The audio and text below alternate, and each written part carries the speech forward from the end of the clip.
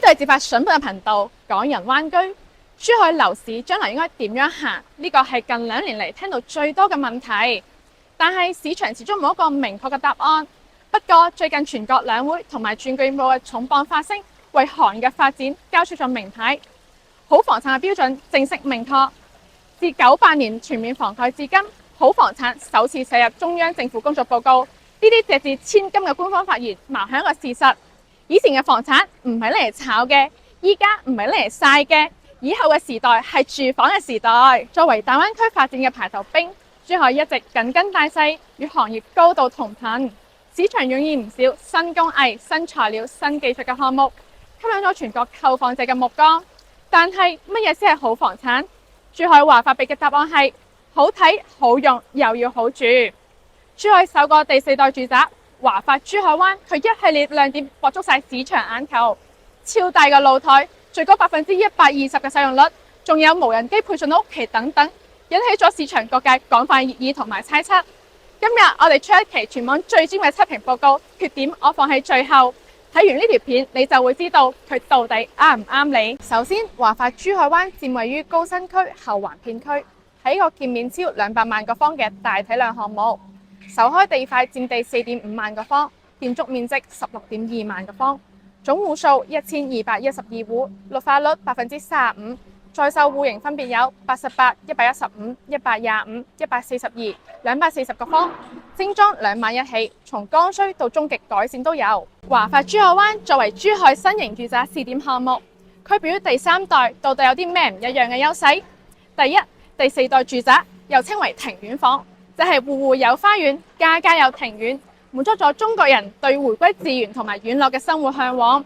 依託於陽台面積嘅增加，最高實用率達120%。每戶贈送3米乘3米嘅大露台，對於有大陽台有側面嘅朋友仔嚟講，確實好吸引。就連露營、BBQ、打 golf 都冇問題，而且每戶都有無人機停機坪，以後外賣、快遞都可以直接送到你屋企。第二，後環嘅區位優勢，後環係高新區嘅新中心，官方定位係未來科技城先導區，挨住深珠合作示範區，離規劃中嘅深珠通道落腳點都好近。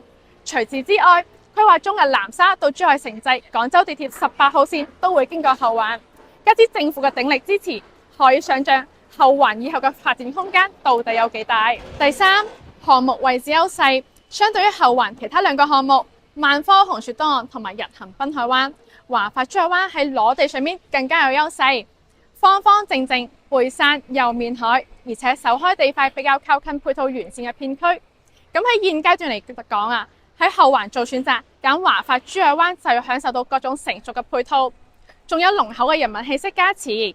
更重要嘅係佢未來嘅發展潛力。珠海人均個稅排到全國第6，人均 GDP 排到全廣東省第2，全靠嘅係唐家高新區嘅高新技術產業。第四，華發再造大城，繼南灣華發新城、華發琴澳新城、金灣華發新城之後，華發終於將目光瞄準咗唐家。據了解，成個項目體量超200萬個方，規劃咗住宅、商業、學校、公園等等。與其話佢係一個盤，不如話佢係一座城。第五，文園中小學，行出門口就係全珠海最 top 嘅文園中小學。一個好嘅學區落地，唔單止可以吸引人流、留住人流，從而刺激片區嘅經濟，仲係拉高片區嘅地價。地方政府將珠海最好嘅學區放喺度，可見要發展唐家嘅決心。依家我哋上去睇下示範單位。好啦，依家我哋嚟到10棟嘅示範單位，呢度係2梯5戶嘅，我哋先睇88方噶啦。首先呢個門啊，已經好氣派，嚟過嚟睇下，你睇下佢啲紋路同埋光澤，真係一種豪宅嘅 feel 啊！但係佢唔係虛有其表喎，你喐下，好重手啊！而且交標佢已經幫你配好咗呢個華為嘅智能密碼鎖啦。跟住我哋睇下佢全屋咧係配有華為嘅全家智能嘅。我哋睇下呢個 mon， 佢面可以監視到公共區域嘅監控啊，仲可以提早呼叫電梯啊，智能更上一層樓。以後咧你可以連埋手機，以後手機就可以操作翻嚟，係好方便嘅。跟住呢個鞋櫃係已經幫你打造好噶啦，佢完全係可以放一對43碼嘅鞋喺入面都冇咩問題。睇下好闊落。跟住上面嘅收納空間啊，已經幫你搞掂㗎啦。如果唔夠嘅話，你呢邊都可以繼續做嗰個鞋櫃，但係我覺得 OK 嘅啦。你好似佢咁做個置物架，或者你嘢多咧，做翻個儲物櫃啊、收納櫃都係好唔錯嘅。再睇下呢度，我哋嘅右手邊啦，係一個客廁。自從疫情之後，我哋都比較注重呢個衞生安全。我都係個人咧，好中意一返到屋企就即刻洗手，乾淨又衞生。跟住佢衛浴咧係用咗呢個科樂嘅品牌嘅呢個廁所旋浮嘅馬桶啦。佢嗰個成本啊係比普通嘅馬桶係要貴唔少嘅喎。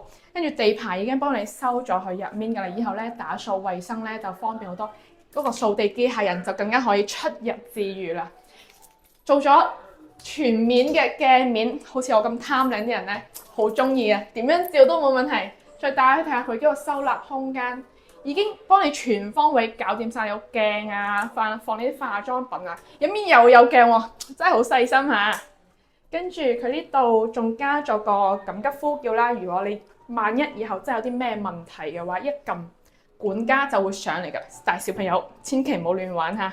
仲有一個小細節，我哋打開睇下係佢咧，居然呢度幫你加咗個鋁板，有咩用咧？防潮啊！細單位可以做到咁嘅標準，好少見。加分唯一一個唔好咧，佢呢度就係個暗窗嚟嘅，比較暗啦嚇。好啦，我哋出翻嚟再睇下第一間房，一望過去就係一個玄關位啊，可以睇到嚇。佢可以保留晒你嗰個房間嘅私密空間，唔使一眼睄過去咧，咩都見到晒。以後你呢度做翻個衣櫃啊，都係冇問題嘅。由於佢呢個樓咧陽台係個錯層嘅設計嘅，所以咧佢嗰個乾射冇咁好。如果係做到落地窗咧，佢就增加咗呢個採光感，舒適度都加分。我哋再出翻嚟睇下客廳，88方5.6米嘅客廳橫廳啊，而且係夠晒闊落。呢個背景板咧係已經交標嘅標準嚟㗎啦。但係正常情況下，佢陽台呢個窗咧應該係做盡佢嘅，但係佢為咗慳成本啊，可能用在其他地方啊，佢呢個門咧冇拉到盡，就有啲顯到有啲小氣。我哋出嚟睇下呢個熱度最大嘅陽台，陽台佢已經送咗一間房嘅面積俾你㗎啦。嗱，呢個就係全國首個無人機停機坪啦。係咪好夾大？以後你嗰啲快遞啊、外賣啊，就係送到嚟呢個位㗎啦。不過你都要留意翻呢個私密性嘅問題喎。嗱，過嚟，我哋望落去就可以望到人哋嗰個陽台。咁同樣啦，人哋都可以從你上面望翻嚟你呢個樓。呢個就係第4代住宅不可避免嘅地方之一啦。好，我哋出翻嚟睇下。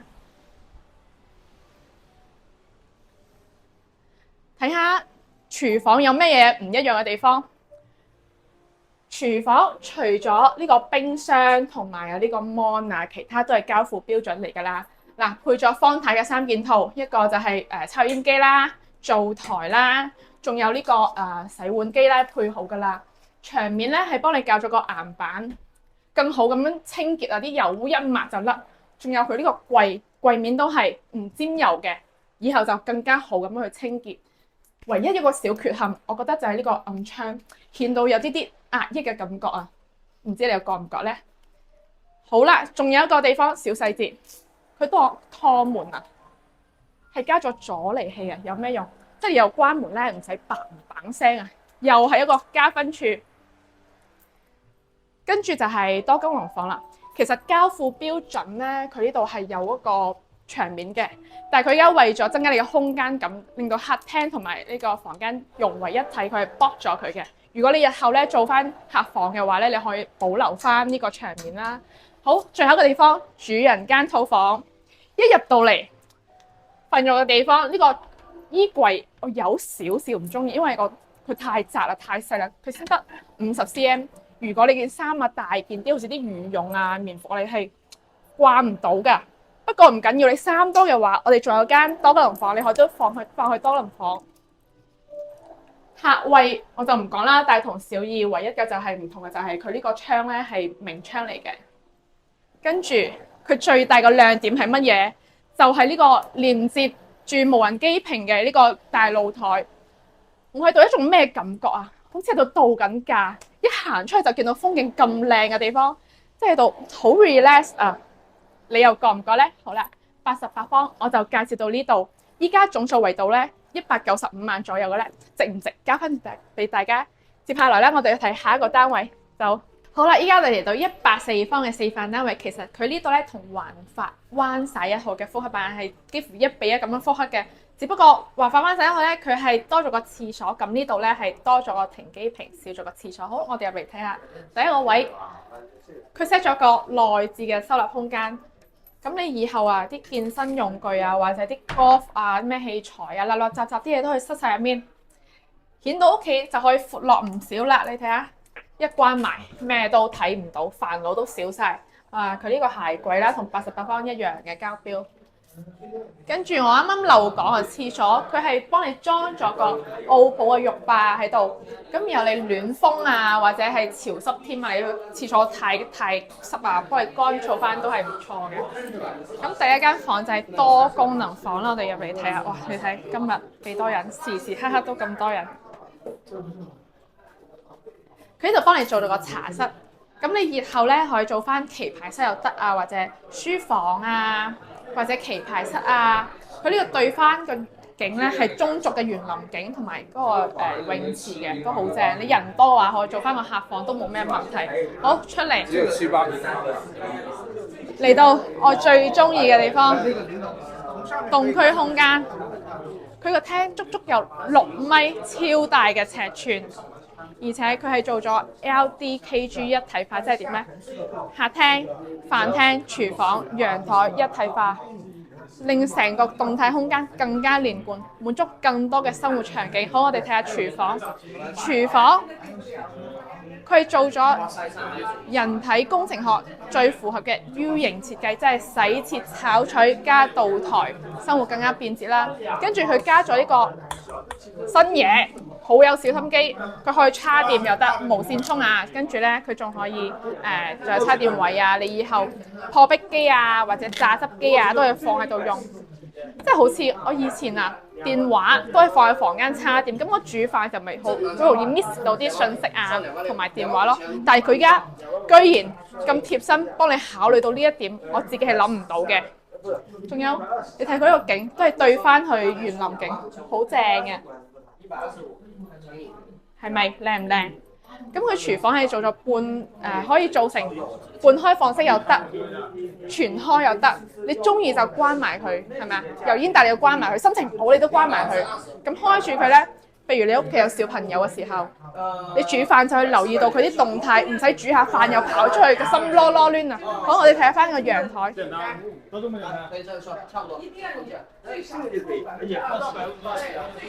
陽台位置佢連埋個停機坪咧有11米咁闊㗎，停機坪同88方嘅係一樣嘅，都係3米乘3米闊。佢呢度景咧就唔一樣喎。嗱，呢邊咧係起緊嘅融紅幼兒園，嗰邊就係起緊嘅文園中小學。咁咧近學校有個好處係乜嘢？就係實現目送式返學啦。但係都有個唔好嘅地方，就係佢個噪音啊，會帶嚟一定嘅噪音影響。好似禮拜一會升旗，跟住上晝眼部見操，唔係上晝做操，下晝眼部見操，落課鈴會嘈住晒，係咪？咁有好有唔好，你哋自己分別啦。跟住連通住停機坪咧，就係一間客房啦，都好大嘅，3邊開。再出翻嚟睇下我哋另外一間房，佢呢度設計咗個係兒童房嘅。咁兒童房靠窗有一點咩唔好呢？就係缺乏小朋友嘅安全感，佢會擔心自己碌落床、碌落去啊，係咪啊？仲有行雷啊、打風啊，佢聽到會好驚啊！咁以後你喺設計房間呢方面咧，你多考慮呢個問題啦嚇。好，我哋嚟到主人房，終於見到飄窗台。其實第4代住宅佢個標準咧，呢個飄窗台嗰個闊度咧係80 cm 嘅，但係佢呢度做足咗超過100 cm 俾你。咁平時我喺度同對方喺度飲下酒、打下牌、傾下偈都冇咩問題嘅，好闊，空間足夠大，佢度幫你設計咗一個衣帽套間啦，仲有呢啲化妝道台啦。你以後點樣設計，由你自己去安排。我哋睇翻嗰個套廁，你睇幾受歡迎，時時刻刻都有人睇。廁所佢做咗個雙洗手盆，咁以後我喺度刷牙，對方喺度洗面，互不相干。跟住鏡面啦，都係幫你打咗好。我好中意呢啲鏡啊，貪靚啲人咧特別中意照鏡嘅。入面又係，哇又有鏡，死唔死你話？成日都睇到自己。跟住佢啲收納空間都係好企理嘅。咁咧呢個浴缸都係送咗俾你噶啦。我都已經想住喺度，唔想走。今晚想執包袱過嚟住啦。142方係咁啦，中唔中意？咁我哋落翻去同大家講翻有咩缺點。不過第四代嘅住宅冇可能做到十全十美，市場上一直有唔少嘅爭議。第一，土地背景。關於呢一點，開發商永遠冇人話俾你知，甚至絕大部分珠海人都唔會知道。華發珠海灣佢嘅項目用地前身係化工廠同埋垃圾回收站。鑑於呢個歷史用途，不禁有人聯想到佢嘅建築圖則可能潛在一定嘅影響。第二，第四代住宅嘅唔成熟。華發珠海灣係珠海首個第四代住宅，新產品當中難免存在個別唔成熟嘅地方，例如佢嘅私密性爭議就好大啦，因為佢嘅露台係錯層嘅設計啊，樓上住戶可以俯視你翻你成個大露台。咁有人就話呢個就係老王嘅快樂屋。再例如打理費力，外觀雜亂，維護成本高，灰塵又多，蚊蟲多，仲有落雨天啊就更加麻煩。咁後期搞衛生咧就成為一大嘅居住問題啦。加上後期嘅入住率增高啊，一眼望過去，成個露台又晾衫又晾被又曬臘肉又種花又種菜，堆放雜物等等，影響整體嘅美觀性。再例如採光問題啦，錯層突出嚟咁大嘅陽台啊，咁陽光上要照入嚟就比較難嘅，導致佢客廳嘅採光就冇咁充足啦。所以考慮第四代住宅嘅朋友，最好到現場實地考察一下佢唔同時間段嘅採光。第三，首開地塊流動，鄰近馬路。咁依家賣緊1棟、7棟同埋10棟。7棟咧就係樓王處於比較中央嘅嗰個區域，但係咧1棟同埋10棟就比較靠近馬路同埋學區。